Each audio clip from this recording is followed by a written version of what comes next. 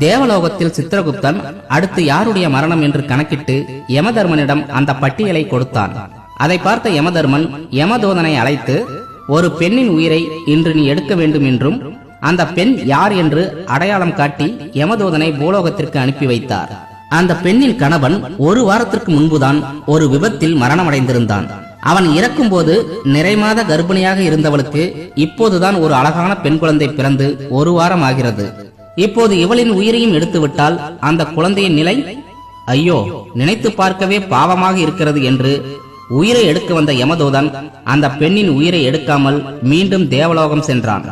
யமதூதன் அந்த பெண்ணின் உயிரை எடுக்காமல் வருவதை அறிந்த யமதர்மன் கடும் கோபத்துடன், யமதூதனே, என் கட்டளையை ஏற்று நடந்து கொள்வதுதான் உன் வேலை. பிறப்பவர்கள் அனைவரும் இறப்பார்கள் என்பது உலகறிந்த விஷயம். அப்படி இருக்கையில் நீ அவளிடம் கருணை காட்ட வேண்டிய அவசியம் என்ன என்று கோபத்தை கூட்டிய யமதர்மன் உடனே யமதூதனின் ஒரு கண், ஒரு கை, ஒரு கால் இந்த மூன்றையும் ஊனமாக மாற்றினார். மனிதர்களின் வாழ்க்கை பற்றியும் அதன் தேவ ரகசியங்களை தெரிந்து கொள்ளும் வரை நீ இந்த ஊனத்துடன் பூலோகத்தில் இருப்பாய். ஒவ்வொரு ரகசியம் புரியும் போது நீ பழைய நிலைக்கு திரும்பி மீண்டும் தேவலோகத்தை அடைய முடியும் என்று யமதூதனுக்கு சாபம் தந்து பூலோகத்திற்கு அனுப்பிவிட்டார். பூலோகத்திற்கு வந்த யமதூதன் அங்கிருந்த ஒரு பாழடைந்த கோவிலில் தங்கினான். அன்று இரவு குளிராலும் பசியாலும் முணங்கிக் கொண்டே இருக்க அந்த வழியாக சென்ற வியாபாரி ஒருவர் அந்த சத்தத்தை கேட்டு கோவிலுக்குள் சென்றார். அங்க பசியுடன் இருக்கும் யமதூதனை பார்த்து, தம்பி, யார் நீங்கள்? இந்த பாழடைந்த கோவிலில் என்ன செய்கிறீர்கள் என்று கேட்க யமதூதன் பதில் எதுவும் சொல்லாமல் அமைதியாக இருந்தான். அவன் முகத்தை பார்த்தே பசியுடன் இருப்பதை உணர்ந்து கொண்ட வியாபாரி அவனை தன்னுடன் அழைத்துக் கொண்டு தன் வீட்டிற்கு வந்தார். இப்போதெல்லாம் வியாபாரத்தில் பெரிதாக லாபம் இல்லாமல் வெறுங்கையுடன் வரும் தன் கணவன் மீது சில மாதங்களாகவே வெறுப்புடன் இருந்தால் வியாபாரியின் மனைவி. வீட்டிற்கு வந்த தன் கணவனுடன் இன்னொரு நபர் இருப்பதை பார்த்து எரிச்சல் அடைந்தாள். அப்போது யமதூதனை கோபமாக முறைத்துவிட்டு தன் கணவனை மட்டும் வீட்டிற்குள் அழைத்தாள். வீட்டிற்குள் சென்ற கணவன் தன் மனைவியிடம் நல்லவிதமாக எடுத்து கூறி அவனின் ஊனத்தை பற்றியும், மற்றவர்களைப் போல் உடல் நன்றாக இருந்திருந்தால் நான் கண்டுகொள்ளாமல் வந்திருப்பேன், இவனின் நிலைமையை நீ நினைத்துப்பார் என்று கூற அவளும் மனம் இறங்கி வீட்டிற்கு வெளியே நின்ற யமதூதனை சிரித்த முகத்துடன் அன்புடன் வரவேற்றாள். அப்போது யமதூதனின் ஊனமாக இருந்த கால் சரியாக யமதூதன் ஆச்சரியத்துடன் மனித வாழ்க்கையில் மறைந்துள்ள முதல் தேவ ரகசியத்தை புரிந்து கொண்டான். பிறகு அந்த வியாபாரியுடன் பல ஊர்களுக்கு காலத்திற்கு ஏற்ப வியாபாரங்களை செய்து கொண்டு 10 வருடங்கள் அப்படியே உருண்டோடின. அப்போது ஒரு நாள் வியாபாரத்தில் இருக்கும்போது ஒரு பணக்காரரும் அவருடன் ஒரு அழகான பெண் குழந்தையும் வருவதை பார்த்தான். அந்த குழந்தையை பார்த்ததும் யமதூதனின் மனதிற்குள் ஏதோ ஒரு இனம் புரியாத அதிர்வலைகள் உண்டானது. பிறகு அந்த வியாபாரியிடம் யார் அந்த குழந்தை என்று விசாரிக்க அந்த குழந்தை தான் இறக்கப்பட்டு உயிரை எடுக்காமல் சென்ற அந்த பெண்ணின் குழந்தை என்றும், ஒரு வார குழந்தையாக இருக்கும்போது அவள் தாய் இறந்ததால் அந்த பணக்காரர் அவளை தத்தெடுத்துக் கொண்டார் என்ற விவரத்தை அறிந்ததும் யமதூதனின் ஊனமாக இருந்த கை சரியானது. அப்போதுதான் வாழ்க்கையின் இரண்டாவது தேவ ரகசியத்தையும் யமதூதன் புரிந்து கொண்டான். மறுநாள் பக்கத்து ஊரின் மிகப்பெரிய செல்வந்தன் வியாபாரியை தேடி வந்தான். தான் யார் என்று அறிமுகப்படுத்திக் கொண்டவன் தனக்கு சந்தன கட்டைகளால் செய்யப்பட்ட கட்டில் ஒன்று வேண்டும் என்றும் அதை நீங்கள் தான் தயார் செய்து தர வேண்டும் என்று ஒரு மிக பெரும் தொகையை வியாபாரியிடம் கொடுத்துவிட்டு சென்றான். 10 நாட்களில் கட்டில் தயாராக இருக்க வேண்டும் என்று செல்வந்தர் கூறினாரே. நாளை 10வது நாள். செல்வந்தர் வந்து கட்டிலை கேட்டால் என்ன செய்வேன்? சந்தன கட்டைகள் மட்டுமே இருக்கிறது, இன்னும் எதையும் செய்யவில்லையே என்று வியாபாரி பதற்றமானார். ஆனால் யமதூதன் அமைதியாக அந்த வியாபாரியிடம், ஐயா, நீங்கள் கட்டில் செய்ய வேண்டாம், அந்த சந்தன கட்டைகளை எரியூட்டுவதற்கு தயாராக வைத்திருங்கள் என்று கூற வியாபாரியோ எதுவும் புரியாமல் முழித்தார். சிறிது நேரத்தில் அந்த செல்வந்தனின் உதவியாளர் வந்து, ஐயா, சந்தன கட்டில் செய்ய வேண்டாம், அந்த சந்தன கட்டைகளை கொடுங்கள், பணக்காரர் இன்று காலை இறந்து விட்டார் என்று அந்த செல்வந்தனை எரிக்க சந்தன கட்டைகளை வாங்கி கொண்டு சென்றான். அதை பார்த்ததும் யமதூதனின் ஊனமாக இருந்த கண்ணும் சரியானது. வாழ்க்கையின் 3வது தேவ ரகசியத்தையும் தெரிந்து கொண்டு தேவலோகத்திற்கு புறப்பட தயாரானான்.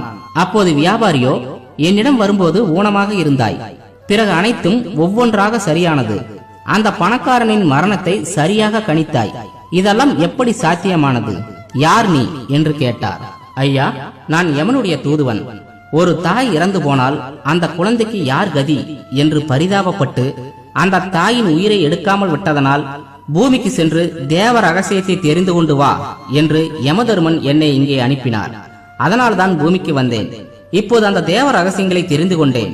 நான் திரும்ப தேவலோகத்திற்கு செல்கிறேன் என்று யமதூதன் கூற, மனிதர்களின் தேவ ரகசியமா? அப்படியென்றால் என்ன? எனக்கும் கொஞ்சம் கூறுங்கள் என்று வியாபாரி கேட்க, முதல் நாள் என்னை உன் வீட்டிற்கு அழைத்து சென்ற போது உன் மனைவி என்னை கோபமாக பார்த்தாள் அல்லவா?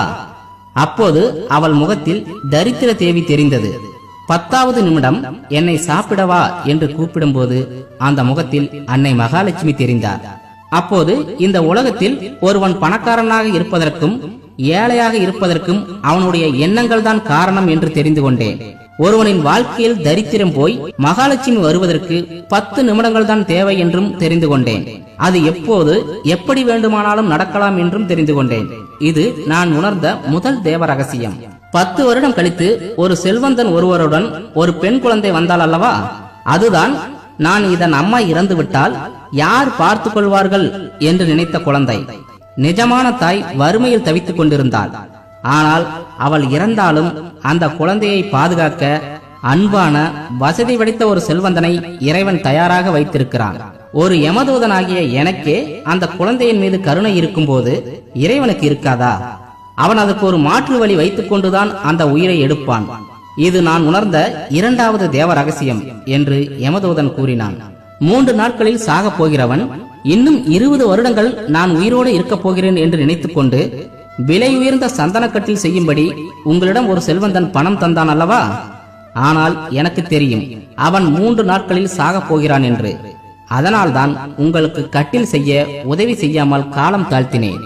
உண்மையில் இந்த மக்கள் இந்த உலகத்தில் ஏதோ 100 வருடங்கள் 200 வருடங்கள் வாழ்ந்து விடுவதைப் போல நினைத்துக் கொண்டு மனதை குழப்பிக் கொண்டிருக்கிறார்கள். மரணம் எப்போது வேண்டுமானாலும் வரலாம்.